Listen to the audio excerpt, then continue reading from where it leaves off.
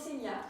Bonjour Stéphanie. Bah, écoute, je suis ravie de te recevoir ici sur Our Retreat TV pour parler un petit peu de toi et d'hypnose aujourd'hui. Donc du coup, tu es hypnothérapeute ici à Arles. Mais je crois que c'est un changement de vie, en tout cas une évolution après de très nombreuses années passées à la milieu de la télé. J'ai fait aussi beaucoup de documentaires, de la pub. Oui, en fait, j'ai passé toute ma carrière dans les médias à fabriquer des images et à raconter des histoires, mais visuelles. Et ma reconversion d'hypnothérapeute n'est pas si éloignée de ce que je faisais, puisque je continue à raconter des histoires, mais en face à face. Et qu'est-ce qui a été est-ce qu'il y a eu un déclencheur? Oui, il y a eu un déclencheur. Ma fille est tombée très malade il y a quelques années. J'ai cherché à l'aider par tous les moyens. Et à force de chercher, j'ai rencontré l'hypnose qu'on a appliquée pour elle, que j'ai essayé sur moi. Et ça m'a tellement plu, j'ai trouvé l'outil tellement puissant que j'ai repris des études. D'accord. Voilà, de longues études.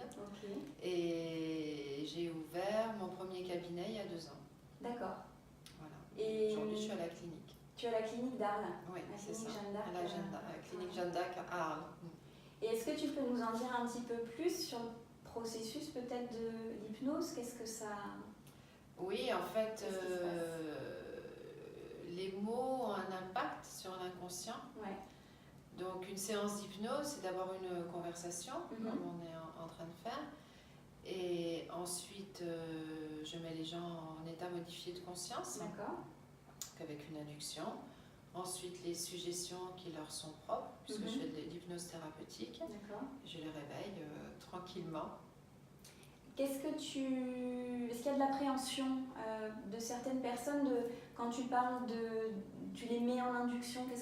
Oui, alors, les gens qui ont déjà pratiqué l'hypnose viennent tranquillement, ils savent de quoi il s'agit. En réalité, l'état de transe, l'état hypnotique, on le vit tous les jours, chacun d'entre nous. Ouais. C'est le moment où on s'endort, on est entre les deux, entre l'éveil et le sommeil.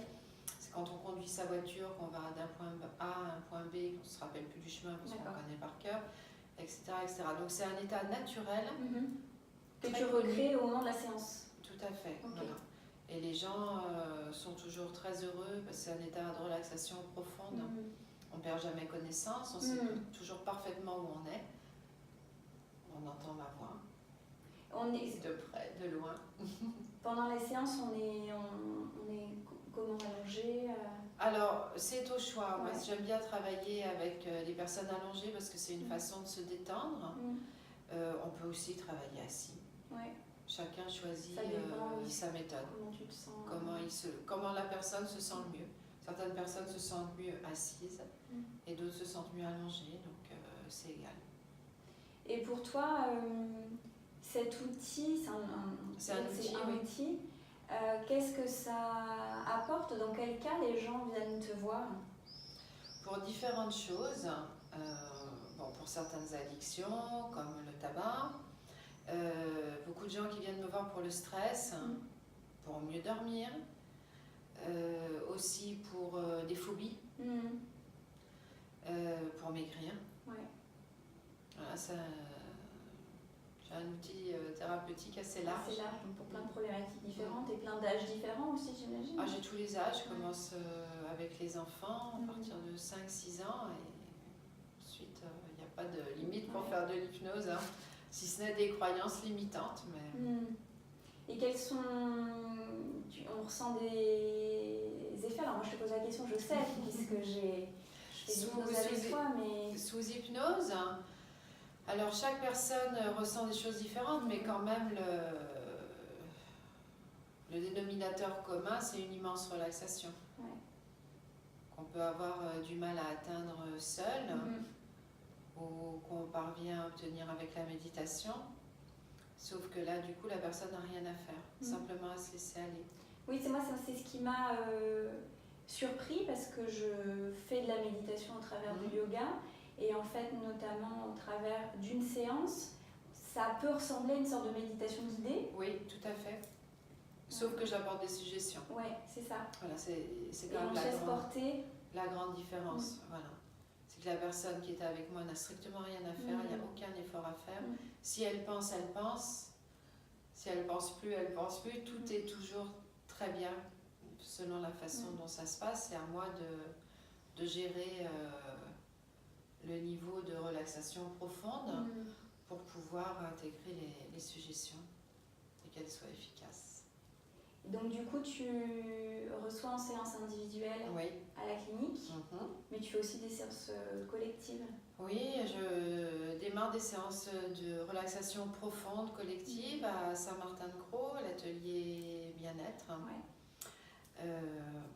À l'occasion d'Arl Retreat, je m'en fais une joie. Et c'est quelque chose qui me plaît beaucoup, donc je vais développer, je ne sais pas encore comment, bon, on verra. Voilà. Tu fais confiance tout à fait à ce que l'univers va te présenter. C'est cela. Et est-ce que dans ton évolution du coup personnelle de vie, avec l'arrivée de l'hypnose, tu as dit que l'hypnose t'avais trouvé, je crois que tu as utilisé ces termes-là. Oui, est-ce que ça a changé pour moi? Ouais. Je me sens beaucoup mieux. Ça m'a apaisée. Bon, d'abord, j'ai fait un gros travail sur moi grâce à l'hypnose. Ensuite, oui, je me sens apaisée.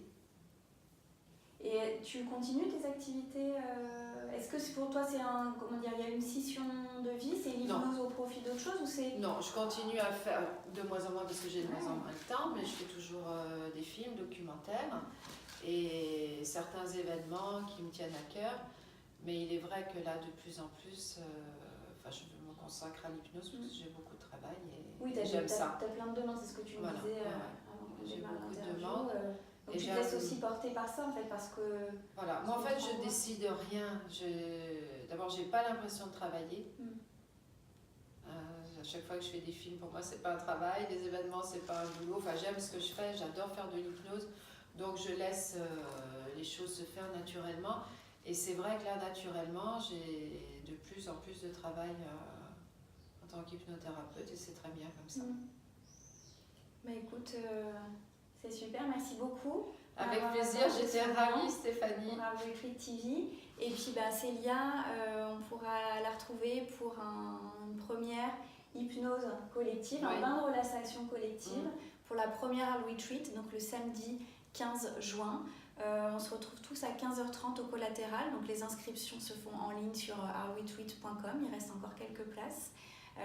Et du coup, Célia inaugurera cet événement avec un moment collectif pour qu'on vibre ensemble à l'harmonisation du groupe. Voilà. Merci mille fois. Merci Stéphanie, à très vite.